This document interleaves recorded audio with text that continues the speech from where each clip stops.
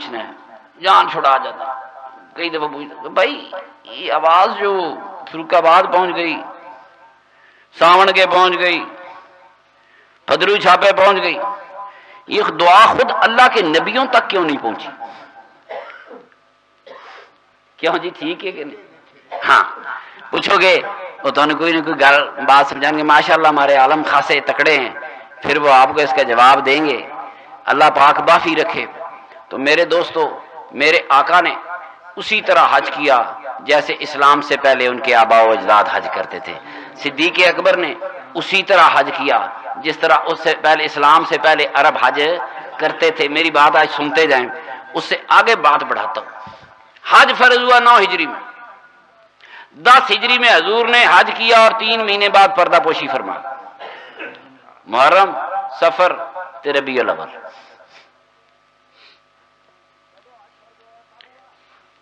کدو حج فرض ہوا؟ کب ہوا؟ 9 ہجری میں۔ میرے آقا نے جتنے عمرے کیے، بڑے الرٹ ہو جاؤ، میری گل بڑی پکی سننی، میرے نبی پاک نے اللہ دے حج کرنے والے حکم تو پہلے جتنے عمرے کیتے پہلے ہی کیتے۔ حج دی فرضیت تو بعد میرے آقا دا پھر اس طرح عمرے واسطے نہیں، اسپیشل عمرے واسطے نہیں آئے۔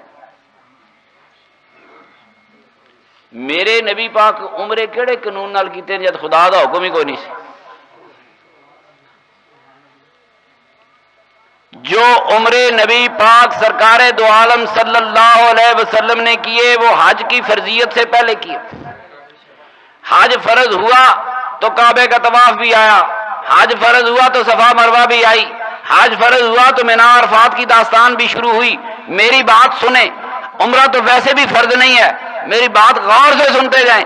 میرے نبی پاک نے جتنے عمرے کیے حج فرض ہونے سے پہلے کیے، تو نبی پاک نے کس قانون کے تحت عمرے کیے تھے؟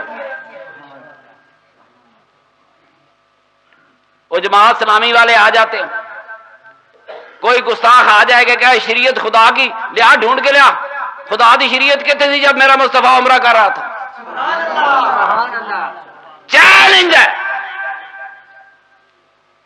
اللہ کا پیغام نہیں آیا تو میرا آقا اپنی مرضی سے عمرہ کرنے گیا نا، تو کون سا قانون رکھا؟ وہی جو پہلے سے رواجی قانون تھا، وہ رواجی قانون تھا۔ میرے آقا اس وقت بھی عمرے کیے جب اللہ کا حکم نہیں تھا۔ روز اللہ کی شریعت اللہ کی، شریعت خدا کی بورڈ لاتے پھرتے، پچھ بدبختہ جب خدا نے حکم نہیں دیا اور میرے مصطفیٰ نے عمرے کیے تو کیا وہ عمرے قبول ہوئے کہ نہیں ہوئے؟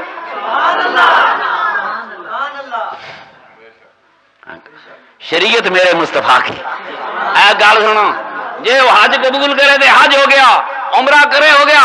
میرا نبی نمازاں پہلے پڑھتا سی، آسمانوں سے فرض بعد میں ہوئی۔ میرا نبی روزے پہلے رکھتا تھا، آسمانوں سے روزے بعد میں آئے۔ میرا نبی عمرے اور حج پہلے کرتا تھا، آسمانوں سے منظوری بعد میں آئی۔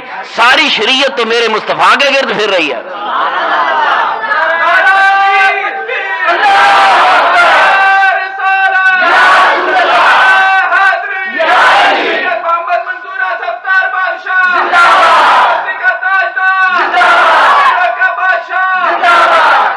میرے آقا عمرے اس وقت کرتے رہے جب خدا کی طرف سے عمرے کا کوئی حکم نہیں تھا۔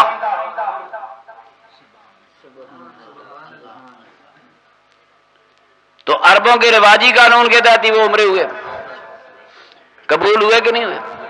اچھا عمرے کا اب کیا حکم ہے؟ یہ روز بستے چکے تھے عمرے تے جا رہے ہیں، ضرور جان، پر مسئلہ تو پتا، عمرے کا کیا مسئلہ ہے؟ دیکھیں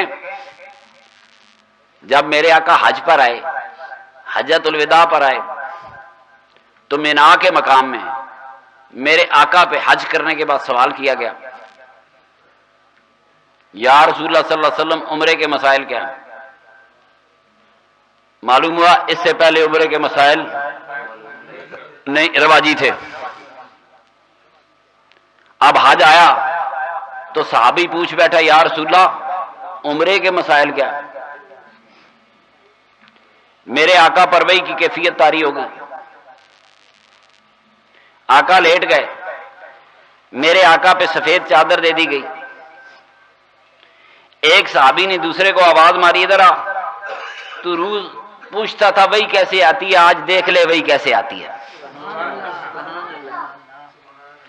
صحابی آیا، اس نے چادر میں سر دیا، اس نے دیکھا میرے آقا کے چہرہ عطر سے پسینہ آ رہا تھا. آپ لمبے لمبے سانس لے رہے تھے. چونکہ یہاں گستاخی کے فکرے ہیں بخاری مسلم میں. میں کہتے ہیں جی پیر صاحب دی امام بخاری نال میری کون سی دشمنی یا رشتہ داری ہے، مر گیا کبھی کبھو. میری بات غور سے سنو، انہوں نے نبی پاک کی گستاخیاں کی ہوئی ہیں. امام بخاری اور امام مسلم اس مقام پر لکھتے ہیں کہ حضور لمبے لمبے سانس لے رہے تھے اور حضور کے گلے سے اس طرح آواز آ رہی تھی جیسے اونٹ کے گلے سے آتی ہے. میرے نبی کی آواز کو اونٹ کی آواز سے تشبیہ دینے والے کا اسلام سے کیا تعلق ہو سکتا ہے؟ جہاں میرے نبی کی آواز کو جانور کی آواز سے تشبیہ دے. دوسرے نے لکھا کہ جی حضور کے گلے سے ایسے آواز آ رہی تھی جیسے بیل کے گلے سے آتی. اے بخاری مسلم کا تعارف نہ کروں تو بات بنتی نہیں ہے. دونوں کتابوں میں یہ حدیث ہے. شروع میں اللہ معافی دے، ہم ادب والے ہیں، ہم ہر اس حدیث کو کلیجے سے لگائیں گے جو میرے آقا کا ادب سکھاتی ہے. اور ایسا بدبخت راوی ہو جو میرے آقا کی آواز کو اونٹ سے یا بیل سے، جانور سے میرے آقا کی آواز کو نسبت دے، اس کا اسلام سے تعلق کیا؟ میرے آقا پہ وحی کی کیفیت ختم ہوئی. میرے آقا نے اٹھ کے فرمایا سنو لوگوں، عمرے کے وہی احکامات ہیں جو احکامات پہلے تھے. کی مطلب ہوا تھا؟ کیا مطلب ہوا؟ اس کا مطلب یہ ہو کہ اللہ نے کوئی حکم نہیں دیا، جو پہلے سے موجود تھے وہی چلتے تھے، جو عربوں کے زمانے سے چلتے آئے ہیں، جو پہلے زمانے سے چلتے آئے ہیں. عمرے کا وہی قانون ہے، عمرے کے لیے نیا قانون کوئی نہیں ہے. جو عمرے کے وہ فرائض تھے، جو عمرے کا طریقہ تھا وہی ہے جو پہلے ہے. یہ کس طرح ہم نے لیا؟ اللہ پاک کو پسند آیا، اللہ کے رسول کو پسند آیا، اللہ کریم نے اسے فرض قرار دیا. اسے یہ فرض اگر پہلی امتوں پہ ہوتا تو موسیٰ علیہ السلام بھی حج کرنے آتے، عیسیٰ علیہ السلام کم از کم مستقبل قریب میں یہودی حج کرنے آتے، عیسائی حج کرنے آتے، ان کے مذہب میں حج ہوتا، مگر کسی کے مذہب میں حج نہیں ہے. یہ عظمتیں جو میرے مصطفیٰ سے وابستہ ہیں یہ صرف مسلمانوں کا حق بنتا ہے. اللہ پاک دوستو ہم کعبے جاتے ہیں، اللہ معافی دے، وہاں پتھروں کا احترام کرتے ہیں. اگر یہ پتھروں کا احترام نہیں تو کعبے کو غلاف کیوں چڑھایا؟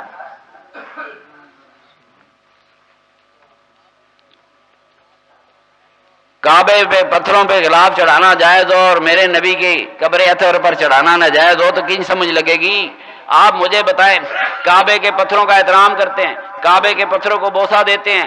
ایک نبی کا ایک پتھر پہ پاؤں لگا ہوا ہے، اس کے سامنے سجدے کرتے ہیں. میری بات غور سے سنتے جائے، ایک پتھر کعبے میں لگا ہوا ہے، اس کو بوسہ دیتے ہیں، کہتے ہیں میرے نبی پاک نے بوسہ دیا. میرے نبی پاک نے بوسہ کیوں دیا؟ کیا پتھر میرے نبی پاک سے قیمتی تھا؟ کہانی تو تھی رہ گئی.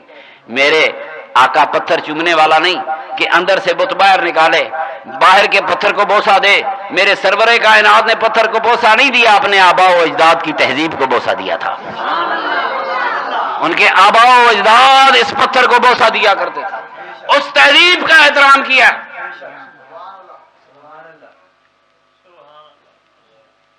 تو میرے دوستو تکو، ناراض نہ ہونا. ماں پیو دی قبر چومنا جرم ہے کہ نہیں؟ تے کعبے دا پتھر چومنا ثواب. واہ مولوی واہ، واہ کمال کر دی اس ملا نے. کعبے کے پتھر چومو گے تو توحید ہوگی. ایک پتھر ہے جسے اللہ کے رسول نے بوسہ دے دیا، ایک پتھر ہے جس پر اللہ کے رسول کے پاؤں لگے ہوئے ہیں. ان کے احترام میں تم ادھر منہ کرو جدھر اللہ کے رسول کے دو پتھر اللہ کے نبیوں سے وابستہ ہیں، ادھر منہ کرو. اور اس کی توہین کریں جہاں پورا خدا کا رسول مدینے میں لیٹا ہوا ہے. مدینے سے سیدھا کرتے ہیں کعبے کی طرف منہ کرو. آپ مجھے بتائیں کیا مقام ابراہیم علیہ السلام کا جس پاؤں پہ پتھر، کیا وہ پتھر میرے نبی پاک سے قیمتی ہے؟ کیا حجر اسود میرے نبی پاک سے قیمتی ہے؟ کعبے کے پتھر میرے نبی پاک سے قیمتی ہیں؟ نہیں، یہ ان کا بغض ہے، یہ ان کا بغض ہے، یہ یزیدی گروہ ہے۔ میری بات سنو، میرے آقا سے بغض اور کعبے کے پتھروں سے محبت، ان کو بوسے دینے، میری بات غور سے سنو میرے دوستو، یہ جو میرے آقا سے بغض رکھتے ہیں کہ حضور کے روضے کی طرف منہ کرے تو کہتے ہیں شرک ہو گیا۔ کیا ہو گیا؟ شرک ہو گیا۔ کعبے کے پتھروں کو بوسہ دیتے رہیں تو اسلام زندہ باد ہے۔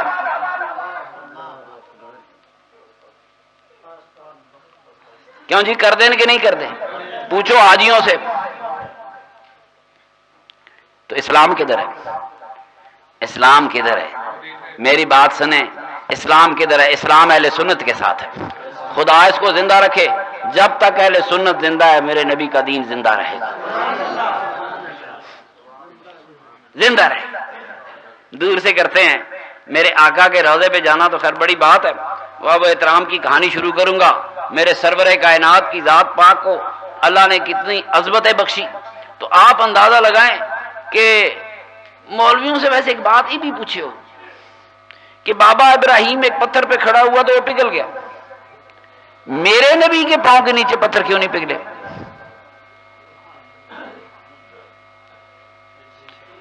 بابے کے بھی پاؤں تلے ایک پتھر پگھلا، باقی کیوں نہیں پگھلے؟ کیوں بابا جی؟ جو پتھراں تے چڑھ گیا پگھلنے سن تو ساری پگھلتے جاندے۔ اور کدے کدے نے مولویوں نو پھڑیا کرو، ایڈے سچے کوئی نہیں ہے۔ اللہ پاک ہمیں سرور کائنات سے وفائیں کرنے کی توفیق عطا فرمائے۔ جب تک سنی زندہ ہے میرے نبی پاک کا دین زندہ رہے گا۔ یہ غیر معمولی بات ہے، سنی کو تو پتہ ہی نہیں میں شے کیا ہوں۔ کوئی میرے آقا کے قدموں میں آنسو بہا رہا ہوگا تو سنی ہوگا، مدینے کے دروازوں پر مسجد نبی کی دیواروں کے ساتھ کسی ستون کے ساتھ کھڑا ہو کر رو رہا ہوگا تو وہ سنی ہوگا۔ آپ یقین کریں، پاکستان کے وہابی اپنی دکان کو مدینہ آٹوز نہیں لکھتا، اپنی دکان کے ساتھ المدینہ ورک نہیں لکھتا۔ جس کو مدینے سے اتنی نفرت ہے اس بدبخت کا اسلام کہاں ہے؟ مجھے ایک بات تو بتا دو۔ یہ فارغ ہے، اللہ نے اپنے بندے چن لے، ابلیس نے اپنے چن لے۔ کوئی گستاخ اپنی دکان، مکان، مسجد کسی چیز کی نسبت مدینے سے نہیں کرتا، اور جس نے مدینے والے سے نسبت توڑ دی، آؤ واپس چلتے ہیں۔ وہ کعبہ بنایا کرتے تھے، انہوں نے کعبے جیسی مسجد بنائی، وہ کعبے کے نگہبان تھے، وہ حج کے موجد تھے۔ سنو، کعبے کے بعد کھڑے ہو کر نعرے لگاتے لبیک اللہم لبیک لا شریک لک لبیک، اللہ تیرا کوئی شریک نہیں، نعرے لگاتے تھے۔ وہ کافر اس لیے نہیں ہے کہ خدا کے منکر تھے، وہ کافر اس لیے کہ وہ میرے مصطفیٰ کے گستاخ تھے۔ اس وقت سے گستاخوں کا ٹولہ اپنا جا رہا ہے، مومنوں کا گروہ اپنا سب۔ آپ اندازہ لگا لیں، میں ایمانداری سے کہتا ہوں، شاید کہیں ایسی بات ہو، ان کا سٹور ہوگا مکہ سٹور، مسجد ہوگی مکی مسجد، مرگی ہوگی فیصل مسجد، شاہ فیصل کے نام پر رکھ لیں گے، مدینے سے نسبت نہیں دیں گے۔ کہ جس نے اپنے کاروبار کو، اپنے نام کو، اپنی دکان کو مدینے سے نسبت دینا جرم جانا، اس کا میرے نبی پاک سے رشتہ ہی کیا ہو سکتا ہے؟